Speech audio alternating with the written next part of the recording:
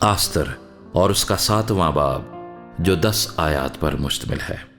سو بادشاہ اور حامان آئے کہ آستر ملکہ کے ساتھ کھائیں پئیں، اور بادشاہ نے دوسرے دن ضیافت پر مے نوشی کے وقت آستر سے پھر پوچھا، آستر ملکہ تیرا کیا سوال ہے؟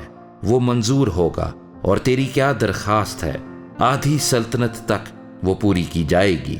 آستر ملکہ نے جواب دیا، اے بادشاہ، اگر میں تیری نظر میں مقبول ہوں اور بادشاہ کو منظور ہو تو میرے سوال پر میری جان بخشی ہو، اور میری درخواست پر میری قوم مجھے ملے، کیونکہ میں اور میرے لوگ ہلاک اور قتل کیے جانے اور نیست و نابود ہونے کو بیچ دیے گئے ہیں۔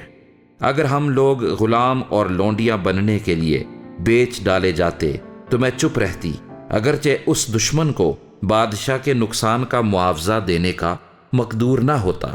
تب اخشویرس بادشاہ نے آستر ملکہ سے کہا، وہ کون ہے اور کہاں ہے جس نے اپنے دل میں ایسا کرنے کی جرت کی؟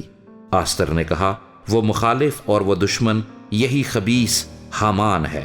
تب حامان بادشاہ اور ملکہ کے حضور ہراساں ہوا، اور بادشاہ غضبناک ہو کر مے نوشی سے اٹھا اور محل کے باغ میں چلا گیا، اور حامان آستر ملکہ سے اپنی جان بخشی کی درخواست کرنے کو اٹھ کھڑا ہوا، کیونکہ اس نے دیکھا کہ بادشاہ نے میرے خلاف بدی کی ٹھان دی ہے۔ اور بادشاہ محل کے باغ سے لوٹ کر مے نوشی کی جگہ آیا، اور حامان اس تخت کے اوپر جس پر آستر بیٹھی تھی پڑا تھا۔ تب بادشاہ نے کہا، کیا یہ گھر ہی میں میرے سامنے ملکہ پر جبر کرنا چاہتا ہے؟ اس بات کا بادشاہ کے منہ سے نکلنا تھا کہ انہوں نے حامان کا منہ ڈھانک دیا۔ پھر ان خواجہ سراؤں میں سے جو خدمت کرتے تھے ایک خواجہ سرا خربونہ نے عرض کی کہ حضور، اس کے علاوہ حامان کے گھر میں وہ 50 ہاتھ اونچی سولی کھڑی ہے جس کو حامان نے مردکی کے لیے تیار کیا، جس نے بادشاہ کے فائدہ کی بات بتائی۔ بادشاہ نے فرمایا کہ اسے اس پر ٹانگ دو۔